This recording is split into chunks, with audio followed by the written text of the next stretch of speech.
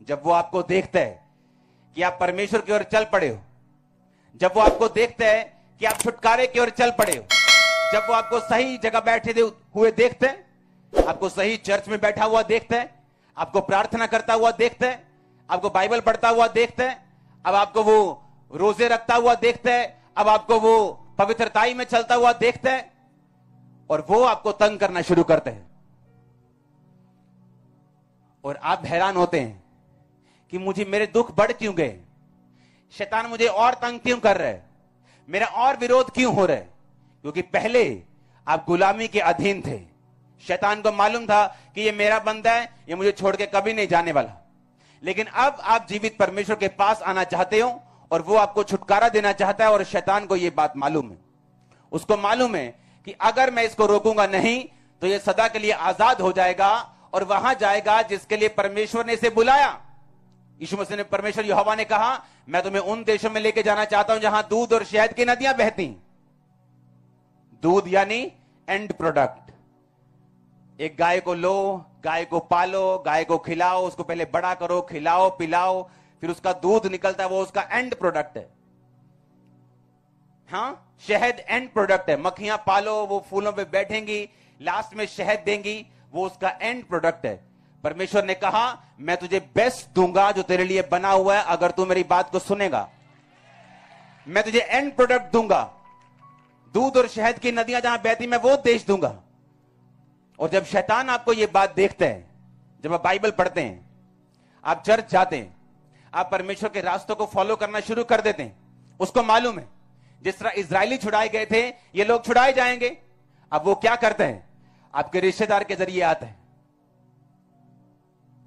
सताव के जरिए आते हैं, मुश्किलों के जरिए आते हैं, आप पे और अधिक वो आप पे बोझ और भार डालने की कोशिश करता है ताकि आप परमेश्वर की बातों पर ध्यान ना लगाएं। जैसे ही उनको दुगना काम मिला, वो बिजी हो गए। और मूसा दोबारा फिर आया। मूसा कहता, परमेश्वर ने मुझसे कहा है कि ऐसा ऐसा ऐसा ऐसा होगा और तुम लोग इस देश में जाओगे। और पर बाइबल कहती, अपने दिल की बेचैनी के कारण अब उन्होंने मूसा की बातों पर ध्यान नहीं लगाया।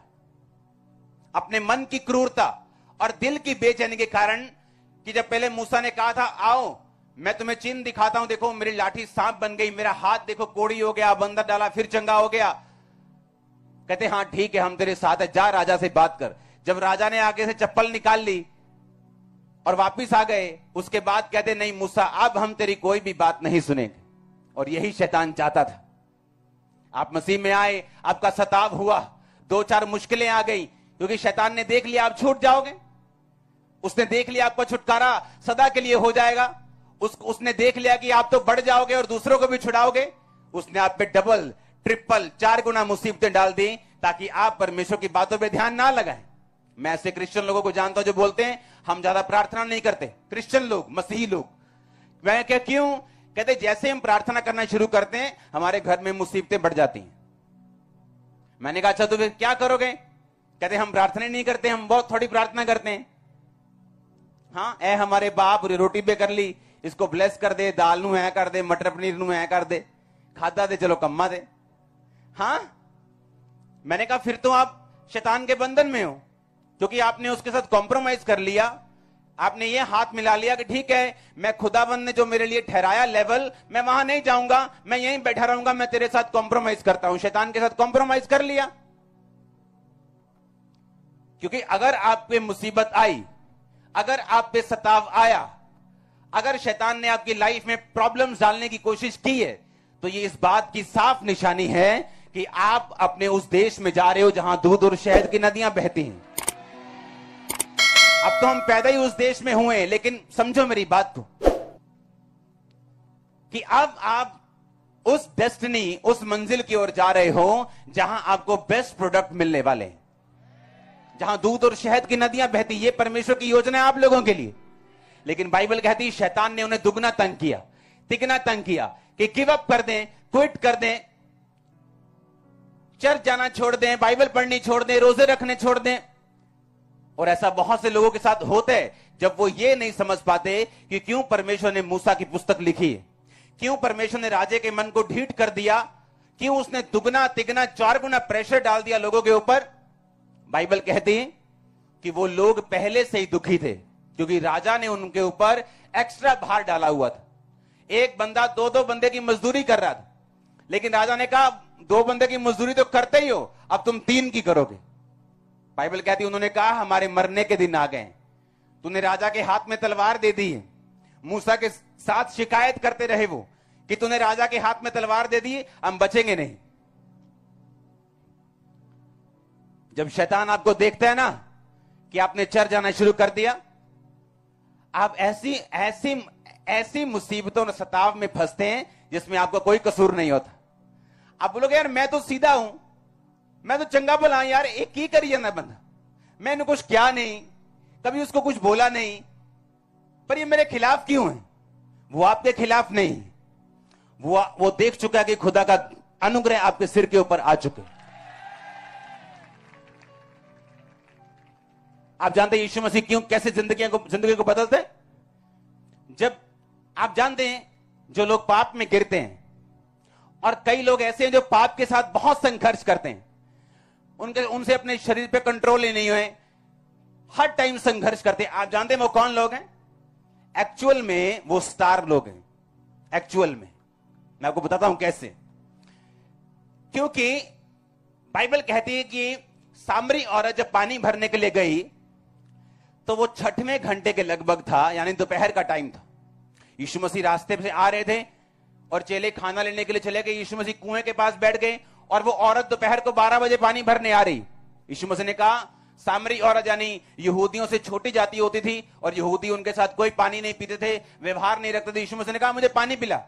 उसने कहा प्रभु तू तो यहूदी है, तू यहूदी होकर मुझ सामरी से पानी क्यों मांगते है? और वहां पर यीशु मसीह ने जात और पात को खत्म कर दिया। बोला नहीं, कितनों को मेरी बात समझ आ रही?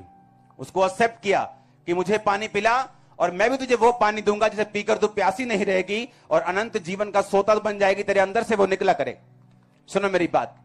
अब अगर आप ध्यान से देखें तो वो औरत, यीशु मसीह ने कहा जा अपने पति को लेके आ। उसने कहा मेरा कोई पति नहीं। यीशु मसीह ने कहा ठीक कहती तू, क्योंकि तू 5 पति कर चुकी और अब भी जिसके पास तू रहती है वो तेरा पति नहीं, तू नाजायज तौर पे एक बंदे के साथ रह रही। और यही कारण था कि वो औरत रिजेक्टेड थी। रिजेक्टेड इसलिए थी कि कोई भी बंदा उसके साथ पानी भरने के लिए, औरतें इकट्ठे पानी भरने के लिए सुबह सुबह जाती थी, दोपहर को नहीं जाती थी, सुबह सुबह या शाम को, मोस्टली सुबह। लेकिन ये दोपहर को इसलिए गई क्योंकि ये रिजेक्टेड थी। रिजेक्टेड क्यों थी? क्योंकि इसको पाप करने की आदत थी। इसकी मैरिज फेल नहीं हुई थी कि ठीक है एक मैरिज फेल हो गई, दूसरी कर ली, चलो कोई बात नहीं, दूसरी फेल हो गई, तीसरी फेल हो गई। परमेश्वर कहता है वो तू 5 पति कर चुकी, अब भी जिसके पास तू है वो तेरा पति नहीं है, पर तू उसके साथ रहती है। इसको पाप करने की आदत थी।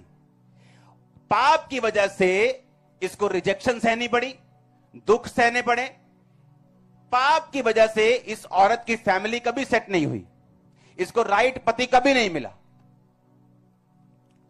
बॉयफ्रेंड ही मिलते रहे और वो छोड़ के जाते रहे। क्यों? पाप की वजह से। लेकिन जब यीशु मसीह ने उसे देखा और बोला अगर तुम मुझसे मांगे उस माफी के झरने को और मैं अगर तुझे दूंगा, और बाइबल कहती है जब यीशु मसीह ने उसके सारे भेद खोल दिए, उसने कहा मुझे लगता है कि तू भविष्यद्वक्ता है। तो क्या हुआ? वो औरत ने यीशु मसीह को ग्रहण किया, इसका मतलब उसने पाप छोड़े। और बाइबल कहती उसी औरत के द्वारा वो पूरा गांव बचाया गया, क्योंकि वो भागी भागी गांव में गिर बोली देखो देखो देखो मैंने जो किया तुम्हें भी नहीं पता पूरा, लेकिन उस बंदे ने मुझे सब कुछ बता दिया।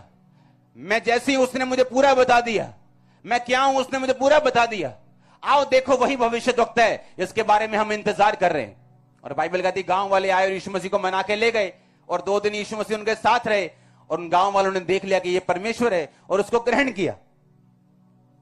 अब क्यों शैतान ने उसको तंग किया, उस औरत को? क्यों हमेशा उसे पाप में डालता रहा? क्यों उसकी हमेशा खिंचाई करता रहा? क्योंकि शैतान को पूरा तो नहीं पता, पर उसको कुछ कुछ पता होता है कि ये व्यक्ति खास है और खुदाबंद का चुना हुआ है और कुछ काम करेगा। आप मेरी बात समझ रहे कि नहीं? और उसी टाइम से वो पीछे लग जाता आपके कि इसको गिराओ व्यभिचार में, क्योंकि व्यभिचार में गिरेगा तो खुदा से दूर रहेगा, व्यभिचार में गिरेगा तो परमेश्वर की योजना पूरी नहीं हो पाएगी, रिजेक्टेड रहेगा। अगर व्यभिचार में रहेगा तो बेइज्जती में रहेगा, इज्जत नहीं मिलेगी, क्योंकि बाइबल कहती है इज्जत खुदाबंद बढ़ाता है आपकी। उसे मालूम है, क्योंकि वो रोशनी देख सकता है, लेकिन कंप्लीट आपकी लाइफ में क्या होगा ये तो परमेश्वर जानते हैं। हालेलुया। पर शैतान को रोशनी दिखती है, उसको मालूम है कि कुछ है इस व्यक्ति में खास, अगर मैं इसको नहीं मारूंगा, उसका पीछा नहीं करूंगा, इसको नहीं गिराऊंगा, तो ये वही काम कर पाएगा जो उस औरत ने किया। हालेलुया। और आप देखते हैं ज्यादातर जो आत्मिक स्टार्स हैं, जो आत्मा में स्टार लोग हैं, वो पाप में गिर जाते हैं, और जो लोग नहीं गिरते वो आगे बढ़ जाते हैं। और गिरने के बाद जब बेइज्जती आती, जब मुसीबतें आती, जब मुश्किलें आती, उनको मालूम होता है कि यह शैतान की योजना थी, इसलिए उसने मुझे गिराया। क्योंकि शैतान उन लोगों को गिराने का ज्यादा इच्छुक है जिनकी लाइफ में परमेश्वर की कोई योजना है। हालेलुया। आपको कभी हैरानी नहीं होती क्यों हर टाइम वो आपको बोलता है चल सिगरेट पिए, चलो चलो, सूटा ओ सिगरेट पी रहा, ओ तेरी तो देख लिया, दिल कर रहा है। कितने मेरी बात को समझ रहे हैं? क्यों ऐसा क्यों? या व्यभिचार करने के लिए, या पैसे की, ये इस चीज की, क्यों? उसे मालूम है, वो रोशनी देख चुका है, उसे मालूम है आप कौन है, उसे मालूम है आपकी लाइफ से क्या होगा। इसीलिए बाइबल कहती है जब राजा ने देखा इस्राएलियों को तो वो डर गया। कहता ये इतने ज्यादा हो गए? कहते हाँ। कहता इनको दबाओ, ज्यादा मजदूरी करो। ज्यादा मजदूरी की उन्होंने दुहाई दी, परमेश्वर ने मूसा को भेज दिया। मूसा कहता छोड़ दे इनको, कहते अच्छा छोड़ दो, अच्छा तिगनी कर दो मजदूरी। शैतान जैसे उनके ऊपर लाइट को देखता है, उनको दबाने की कोशिश करता है। लेकिन बाइबल कहती जैसे जैसे शैतान इस्राएलियों को दबाता गया वो और बढ़ते गए।